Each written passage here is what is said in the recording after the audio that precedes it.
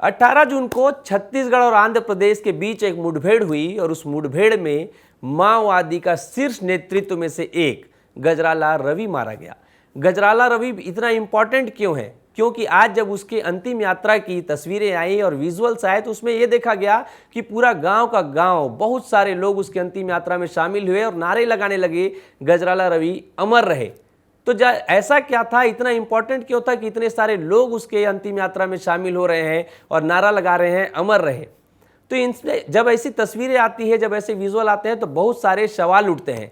सवाल एक ये भी उठता है कि गजराला रवि का परिवार कैसा था, क्योंकि जब मैं पढ़ रहा था तो पता चला कि गजराला रवि के परिवार में बहुत से सदस्य माओवादी संगठन में शामिल थे और बहुत से लोग मुठभेड़ में मारे भी गए। तो इन सारे सवालों के जवाब के लिए हमारे साथ जुड़ गए हैं बस्तर से संजय ठाकुर।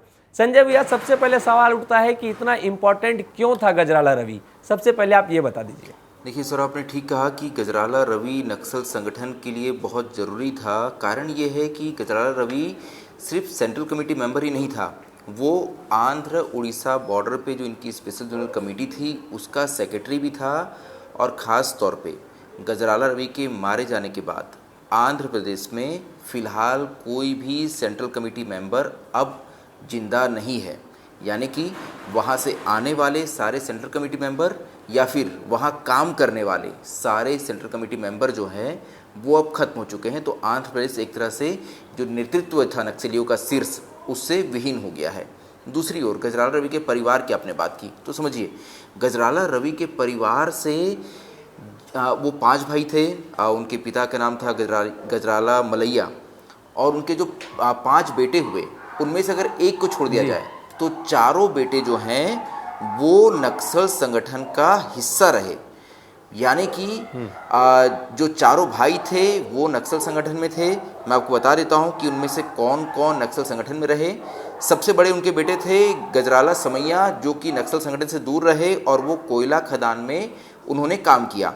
इसके अलावा उनके जो बाकी बेटे थे, देखिए गजराला रवि जो है वो बहुत बड़े नक्सली हमको लगते हैं, लेकिन जब आप उनके परिवार देखेंगे तो आपको समझ आएगा कि इनसे भी बड़े नक्सली इनके परिवार में थे। उनके एक भाई थे गजराला सरैया, जिसे आज़ाद के नाम से भी जाना जाता था। 2008 में फोर्स ने वारंगल में इसका इनकाउंटर कर दिया, लेकिन जब 2008 में यानी आज से लगभग 17 साल पहले उसका इनकाउंटर हुआ तब भी वो सेंट्रल कमेटी मेंबर था, साथ ही सेंट्रल मिलिट्री कमीशन का सदस्य था। यानी कि आज गजराला रवि 2025 में जिस पद पे था उसका भाई आज़ाद जो है वो 2008 में ही उस पद पे बैठा हुआ था। जिस वक्त इनकाउंटर हुआ, आज़ाद मारा गया, उस वक्त उसकी पत्नी भी उसके साथ थी। वो भी उस वक्त डीवीसी मेंबर थी, यानी कि उसकी पत्नी जिसका नाम राधा था वो भी उस वक्त मारी गई और वो भी डीवीसी मेंबर थी। इसके बाद हम जाते हैं उसके एक और भाई पे जिसका नाम था गजराला रजिया। वो भी नक्सली कमांडर था, नक्सल संगठन में रहा और इसी दौरान शायद 2010 या 2012 में उसकी बीमारी से संगठन के अंदर रहते हुए मौत हो गई। एक और इनका भाई था जिसका नाम है गजराला अशोक। ये बहुत लंबे वक्त तक बस्तर में सक्रिय रहा और बस्तर में सक्रिय रहते हुए ये दक्षिण बस्तर में डिविजनल कमेटी सेक्रेटरी बना और इस बस्तर में रहते हुए इसने कई बहुत महत्वपूर्ण जिम्मेदारियों को निभाया। 2015 में इसने अपनी पत्नी के साथ समर्पण कर दिया और 2023 में इसने कांग्रेस ज्वाइन की। जब इसने कांग्रेस ज्वाइन की तो उस वक्त जो अभी के तेलंगाना के सीएम है रेवंत रेड्डी, उनके सामने इसने कांग्रेस ज्वाइन की और ऐसा माना जाता है कि अब जो नॉर्थ तेलंगाना है जिसमें वारंगल, करीमनगर, खम्मम जैसे ज़िले आते हैं और उस इलाके में ये काफ़ी पावरफुल नेता के तौर पे उभरा है और हो सकता है आने वाले समय में इसे टिकट भी दे दी जाए। तो गजराला अशोक जो है ये लगभग 2015 तक संगठन में रहा। संगठन से निकलने के बाद इसने समर्पण किया। अब ये पॉलिटिक्स में है और कांग्रेस पार्टी के साथ है। उसकी कुछ तस्वीरें हैं वो भी आपको नज़र आएगी। इसके अलावा लेकिन भैया, मैं ये देख रहा हूँ, जब इनके परिवार की हिस्ट्री हम देख रहे हैं तो इतने सारे लोग माओवादी संगठन में हैं। इनके पिता के बारे में पढ़ रहा था, उनकी भी विचारधारा लेफ्ट से ही रिलेटेड थी। तो ऐसा क्या हुआ कि एक परिवार के इतने सारे लोग माओवादी संगठन की तरफ आगे बढ़ते हैं? क्या कारण है इसका? देखिए, ये बड़ा ही जटिल और वृहद सवाल है। इसका जवाब बहुत लंबा होगा, क्योंकि अगर आप तेलंगाना की हिस्ट्री को आप देखते हैं तो पृथक तेलंगाना के एक बहुत लंबा आंदोलन चला और ख़ास तौर पे जब आप उत्तरी तेलंगाना के हिस्से में आते हैं जहाँ पे करीमनगर, वारंगल खम्मम जैसे ज़िले हैं। एक ख़ास बात कि आप जब KKW इसे हम कहते हैं, KKW ज़ोन, जब आप करीमनगर, खम्मम और वारंगल ज़िले की बात करते हैं तो आप जितने भी टॉप नक्सली लीडर देखेंगे वो इन्हीं ज़िलों से निकले हुए हैं। करीमनगर एक ऐसा ज़िला है जो 6 पोलित ब्यूरो मेंबर्स है, उसमें से अगर एक को छोड़ दिया जाए तो बाकी 5 पोलित ब्यूरो मेंबर्स जो हैं वो सिर्फ और सिर्फ करीमनगर ज़िले से निकले हुए हैं। तो आप समझिए कि ये इलाका जो है, माफ़ कीजिएगा, 4 जो पोलित ब्यूरो मेंबर्स हैं वो करीमनगर ज़िले से निकले हुए हैं। तो आपको ये समझ आएगा कि ये जो पूरा इलाका था, इस इलाके में जो हम एक देखते हैं कि वो जमींदारों के खिलाफ आंदोलन की अगर बात की जाए तो आज़ादी से पहले ही यहाँ पे एक बहुत बड़ा आंदोलन चल रहा था, लगातार क्लैशेस होते रहे और यही वजह है कि एक बहुत बड़ा वर्ग जो है वो लगातार सरकार से या व्यवस्था से खफा नज़र आया। और यही वजह है कि आज हम देखते हैं, जो आपने शुरुआत में कहा ना कि जब रवि का अंतिम संस्कार निकल रहा था तो कई लोग हाथ में लाल झंडे लेकर बसव राजू अमर रहे और गजराला रवि अमर रहे के नारे लगा रहे थे और इसका किसी क्रांतिकारी की तरह जो है इनका अंतिम संस्कार किया जा रहा था। यही वजह है कि यहाँ के लोगों के मन में अभी भी ये जो नक्सली हैं ये अभी भी इनके मन में किसी क्रांतिकारी के तौर पे नज़र आते हैं और यही वजह है कि इनके अंतिम संस्कार में हमको इतनी बड़ी भीड़ नज़र आती है। लेकिन मैं उस समय आगे रुक गया था सौरभ। मैं और आगे बता दूं कि गजराला रवि की पत्नी जो है, उसकी पत्नी भी नक्सल संगठन में थी। उसका नाम प्रमीला था, वो डिविजनल कमेटी सेक्रेटरी थी और वो भी 2018 में एक इनकाउंटर में मारी गई। इसके अलावा गजराला रवि का साला रमेश भी नक्सली कमांडर था और 2020 में एक एनकाउंटर में मारा गया। यानी आप समझिए कि अगर इनके सबसे बड़े बेटे को छोड़ दिया जाए जिसका नाम गजराला समैया है, तो इसके परिवार में सारे बेटे नक्सल संगठन में रहे, उनकी पत्नियां नक्सल संगठन में रही, लगभग 6 लोग मारे गए, कुछ लोगों ने समर्पण किया और अब वो जो है दूसरे फील्ड में हैं, कुछ और काम कर रहे हैं। लेकिन एक परिवार जिससे सोचे इतनी बड़ी संख्या में नक्सली निकलते हैं और बड़े बड़े पदों पर जाते हैं, तो सोचिए इस परिवार का नक्सल संगठन में कितना दखल रहा होगा या ये परिवार नक्सल विचारधारा से किस हद तक ग्रसित रहा होगा। सौरभ जी, मैं देख रहा था कि आज जब उनकी अंतिम यात्रा निकली थी तो गांव के लोग भी गजराला रवि अमर रहे के नारे लगा रहे थे। इसका मतलब ये होता है कि उन्हें गर्व है इन पे। और ऐसी क्या बात रही कि आज गर्व कर रहे हैं, जबकि एक तरफ ये बात किया जा रहा है कि इतने माओवादी मारे जा रहे हैं, इतने माओवादी आत्मसमर्पित कर रहे हैं। तो ऐसी तस्वीर जब आती है तो ये भी सवाल खड़ा करती है कि ऐसे में जो नक्सल खात्मे की बात हो रही है वो कैसे सफल होगा और इसको आप कैसे देखते हैं भैया? देखिए, मेरी एक पुलिस के बहुत बड़े अधिकारी से बात हो रही थी। उन्होंने बहुत साफ तरीके से कहा कि ये जो सबसे बड़े टॉप कैडर्स हैं, ख़ास तौर पे सीसी मेंबर्स और पोलित ब्यूरो मेंबर्स, इनकी मानसिकता वैसी है कि ये लोग कभी भी समर्पण नहीं करेंगे। समर्पण इनके अगर इनके मानसिकता के तौर पे देखा जाए तो ये बहुत ही गिरा हुआ काम होता है। यही वजह है कि ये जंगल के अंदर रहते हैं, अंतिम वक्त लड़ते हैं, या तो ये गिरफ्तार होंगे या फिर ये इनकाउंटर में मारे जाएंगे। और हमने देखा भी, देखिए लगातार हम देख रहे हैं कि बड़े नक्सल कैडर्स मारे जा रहे हैं, लेकिन इन्हें पता है कि घिर गए हैं, इनके पास बहुत कम जगह बची है। गजराला रवि भी किसी सुरक्षित ठिकाने की तलाश से बहुत लंबे समय से भटक रहा था, पुलिस इनकाउंटर में मारा गया, लेकिन इसने सरेंडर नहीं किया। तो ये लोग ऐसे क्योंकि देखिए इसके पीछे ये कारण भी है। आज जब गजराला रवि मारा गया तो देखिए क्या हो रहा है, उसके गांव में जब उसका शव पहुंचता है तो वहाँ ऐसी बड़ी रैलियाँ निकलती है और उसे किसी क्रांतिकारी के तौर पे देखा जाता है। लेकिन यदि उसने सरेंडर किया होता तो हो सकता है उसे ऐसा सम्मान जो है वो नहीं मिलता। हालांकि ये छद्म सम्मान है, और छद्म सम्मान के अलावा ये भी समझिए कि एक वो जो वर्ग है, क्योंकि वो क्षेत्र जो है वहाँ कई समस्याएं रही, अभी भी उन्हें लगता है कि सरकार जो है उनकी समस्याओं को लेकर बहुत ज़्यादा उनके लिए जागरूक नहीं है। यही वजह है कि वो लोग अभी भी नक्सल विचारधारा की तरफ थोड़ा सिंपैथी तो जो है वो रखते हैं। हालांकि मैंने अभी भी मैं कह रहा हूँ कि बहुत वृहद विषय है, इस पर कभी और जाएंगे, क्योंकि एक बहुत बड़ी समस्या थी, एक बहुत बड़ा वर्ग संघर्ष था, जिसके बाद जो है वहाँ से इतने बड़े नक्सली निकले।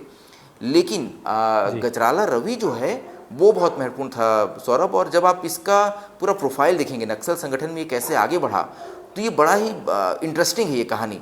आगे अगर आपको और कोई सवाल पूछना पूछिए, फिर हम इसमें भी आगे जाएंगे। जी बिल्कुल, मैं पढ़ रहा था कि इनकी जब 7 साल की उम्र थी तब से ये संगठन में एक्टिव हो गए थे, पर्चा चिपकाने का काम करते थे, तो ऐसे उनकी एंट्री हुई थी। आप इनके बारे में और भी बता दीजिए संजय भैया। बिल्कुल, देखिए फिलहाल ये सीसी मेंबर था, इसके अलावा Andhra Orissa border special zonal committee का सेक्रेटरी था। लेकिन जो आपने पहले कहा कि सिर्फ 7 साल की उम्र में ही ये नक्सलियों के, माओवादियों के समर्थन में पर्चे चिपकाता था। इसके बाद इसे पढ़ाई के लिए आईटीआई भेज दिया गया। आईटीआई में इसने पढ़ाई की और इसी दौरान इसने रेडिकल स्टूडेंट यूनियन को ज्वाइन किया।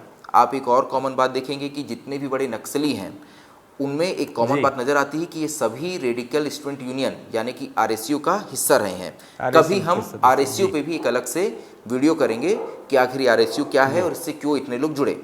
ठीक है, लेकिन इसके आगे हम आते हैं। 1990 आते आते रवि जो है वो पूर्णकालिक नक्सली संगठन में शामिल हो गया। उस वक्त माओवादी जो आज के हम देखते हैं सीपीआई कम्युनिस्ट पार्टी माओवादी जो है वो नहीं थी, उस वक्त वहाँ पे पीपल्स वॉर ग्रुप सक्रिय था, ये उसका हिस्सा बन गया।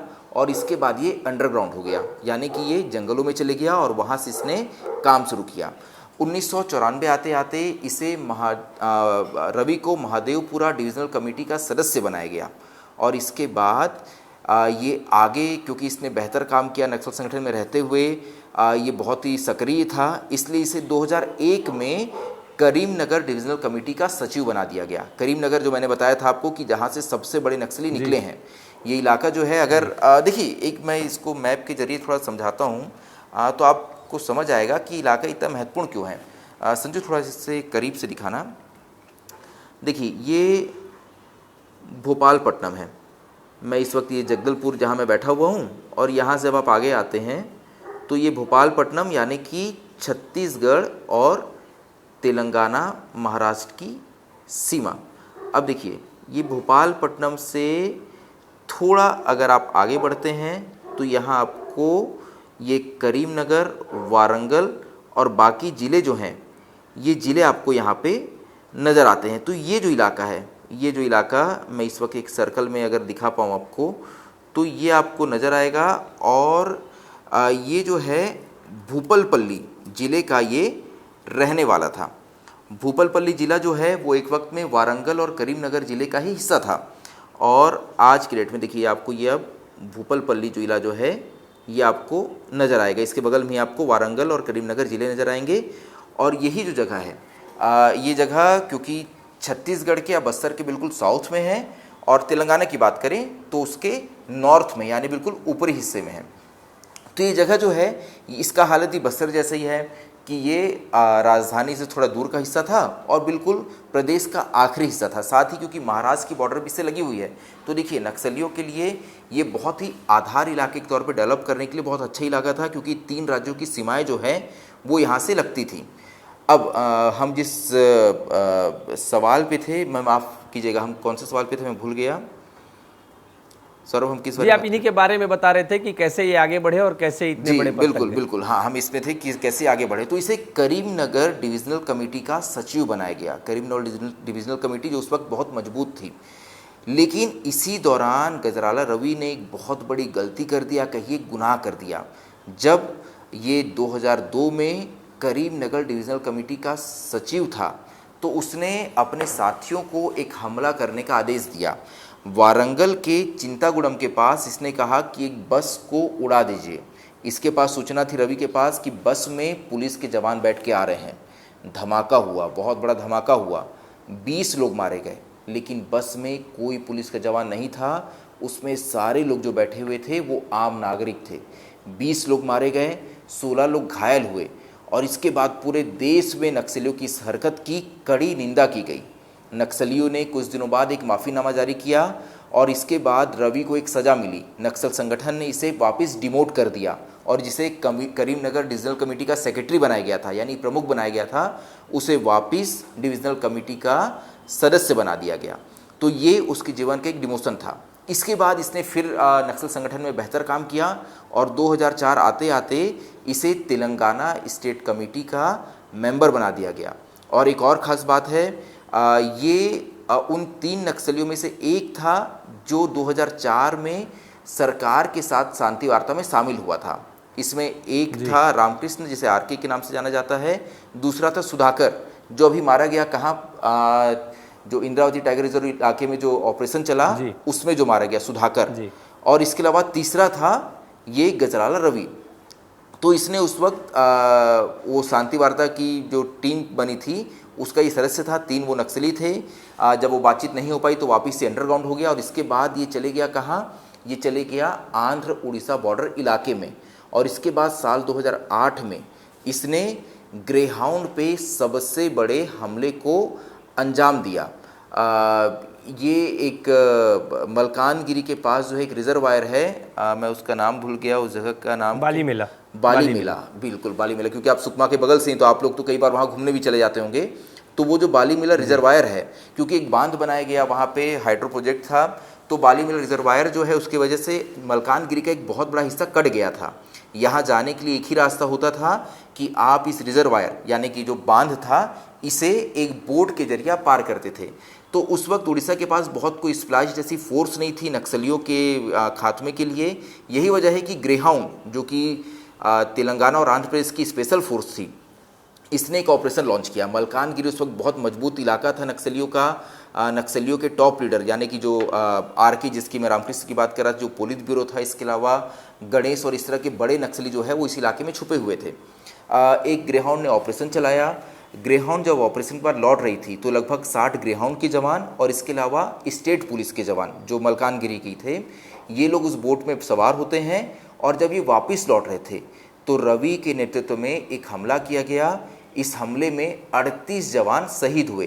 ग्रेहाउंड पर अब तक हुआ ये सबसे बड़ा हमला था, सबसे बड़ा। तो ये जो हमला था, आप ये समझिए या आप ये कह सकते हैं सौरभ कि इसी हमले का, ग्रेहाउंड पे हुए सबसे बड़े हमले का आज या 18 जून को ग्रेहाउंड के जवानों ने बदला लिया है। और उस रवि को, जिसने इस पूरे घटना को अंजाम दिया था, इतने जवानों की जान ली थी, उसे जवानों ने उसी आंध्र उड़ीसा बॉर्डर पे ढेर किया है, जिसका ये सेक्रेटरी रहा और इस दौरान इसने कई बड़े हमलों को अंजाम दिया। सौरभ जी, तो भैया जब अब ये इतना बड़ा माओवादी कैडर गजराला रवि अब मारा गया, नक्सली अब फिर से बैकफुट में आ गए हैं, तो इसके बाद क्या कहना है आपका?